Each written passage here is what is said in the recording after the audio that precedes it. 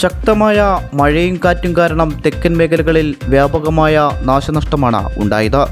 ഉച്ചയോടെ പെയ്തിറങ്ങിയ മഴയിലാണ് വ്യാപകമായ കൃഷിനാശവും മറ്റും ഉണ്ടായത്. മഞ്ചവളാകം സ്കൂളിൽ മരം വീണു.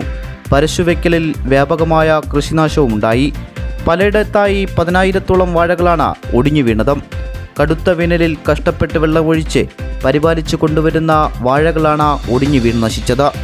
നാശം സംഭവിച്ച വാഴകളിൽ ഭൂരിഭാഗവും പുലച്ച ഏത്തൻ വാഴകളാണ്. നെയ്യാറ്റിൻകരയിലെ വിവിധ പ്രദേശങ്ങളിൽ ഉൾപ്പെടെ ഇത്തരത്തിൽ വ്യാപകമായ നാശനഷ്ടം സംഭവിച്ചതായിട്ടാണ് പ്രാഥമികമായി അറിയാനും സാധിക്കുന്നത്. മഞ്ചവളാകത്ത് കനത്ത മഴയിലും കാറ്റിലും വ്യാപകമായ നാശനഷ്ടങ്ങളാണ് ഉണ്ടായത്. മഞ്ചവളാകം ഗവൺമെൻറ് UPS സ്കൂൾ പരിസരത്ത് നിന്നിരുന്ന മരം ഒടിഞ്ഞു വീണ നിരവധി വാഹനങ്ങൾക്കാണ് കേടുപാടുകൾ സംഭവിച്ചത്. സ്കൂളിൽ കുടുംബശ്രീയുടെ പഞ്ചായത്ത് തല മീറ്റിംഗ് നടന്നിരുന്നു.